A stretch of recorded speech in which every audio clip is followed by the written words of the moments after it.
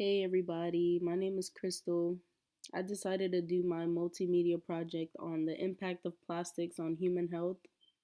Now, the reason I chose this topic is because I personally wanted to learn more about the impact of plastics on human health because often we hear about the impact of plastics on the coral reefs, for example, or on fisheries and sea turtles and all of these sea mammals, but we rarely ever get to hear about the impact of plastics on human health. So I thought it would be fun if we learned about this topic together.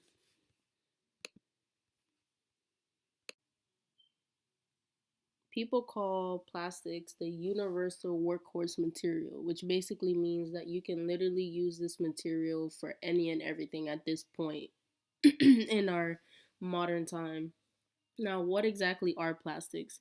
Plastics are a chain of molecules made up of carbon, hydrogen, oxygen, and or silicone. They are soft when exposed to heat and they solidify in room/cold temperatures. Now, 85 of plastic production comes from USA, Europe, and Asia alone. Some examples of plastics include shower curtains, cars, toys, medical supplies, clothing, food packaging, etc. In our modern society today, I like to say that we live in the plastic age. And I say this because we literally see and use plastics in our everyday lives and we see them everywhere. Approximately 245 million tons of plastic are produced annually. And when you convert that, that comes to 70 pounds of plastic for every single one of the 7.1 billion people on Earth. Majority of the products crucial to our lives today wouldn't exist without plastics. And that includes consumer products, medical devices, personal care products, adhesives, soap, CDs, electronics, etc. 30% of plastics alone are used by the packaging industries, whether it be food packaging, other material packaging, etc.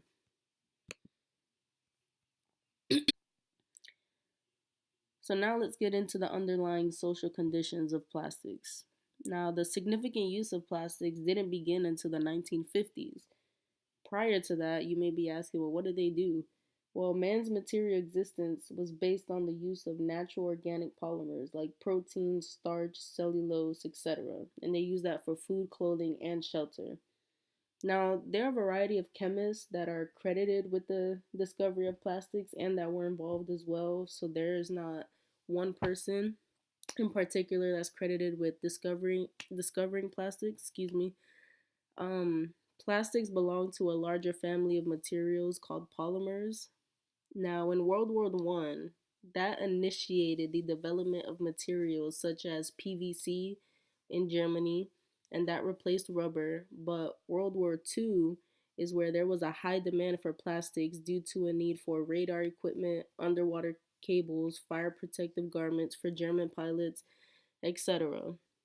And so, therefore, World War II is credited with giving research and development of polymers its momentum that eventually led to plastics being used everywhere. Now, BPA, phthalates, and BFRs are chemical additives used to satisfy the various demands of plastics. So, the malleability of plastics, the fact that some plastics can be chemical resistant, these chemical additives are used to satisfy all of these various demands for plastics. So now you may be asking, well, what's the problem? Harmful additives like BPA, BFR, phthalates are added to increase softness, hardness, or add color to plastics, which is great. But these harmful additives can lead to reproduction abnormalities, a disruption of the endocrine system. They can lead to early puberty/obesity, altered male genital development. They can affect brain development and cause ovarian cancer in women. Dopamine is also affected by early exposure, which can therefore lead to anxiety. Children born now are much more exposed to plastics than earlier generations. Plastic bags that we use every day in our lives take up to 10 to 1,000 years to decompose.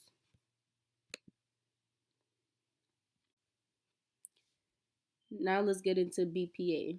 Majority of exposure to BPA and other harmful chemical additives are through the consumption of food containing microplastics. Consumption is estimated to reach 10.6 million tons in 2022. Even in low doses, BPA can still be toxic. Our bodies transform this compound,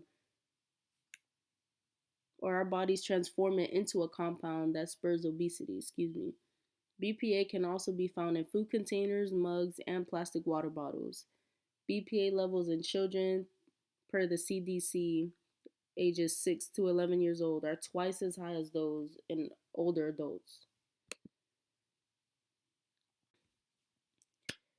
PAEs, aka phthalic acid esters, what are they? They are a common organic pollutant found in plastics. You can also find them in food packaging materials, cleaners, cosmetics, children's toys, etc. Now, these chemical additives, they travel out and contaminate food. They are detected in the atmosphere all over the world, then into the human respiratory system.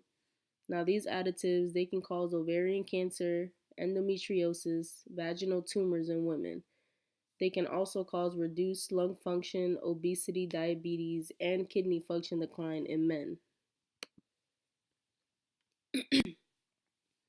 BFRs, which also stands for brominated flame retardants, is another harmful chemical additive found in plastics. Now, they are used in high concentration in the manufacture of electronic equipment, textiles, and healthcare industry. The consumption is estimated at 1.5 million tons a year. Now, they're meant to save lives and prevent property damage, but the effects of them are they stunt brain development, they affect the functioning of ovaries and testes, and studies show that they may cause lower IQ scores. Coral reefs, this is one of my favorite topics to talk about just because I love the water, and I feel like this is also very important because disease of corals increase from 4 to 89% when in contact with plastics. Coral reefs aren't the only things affected either. Valuable fisheries are also affected. Now, plastic waste, it can hold and carry pathogens, which therefore carry these diseases all throughout the ocean. 12.7 million metric tons enter the ocean in 1 year. Asia alone accounts for 80% of total leakage of plastics in the ocean.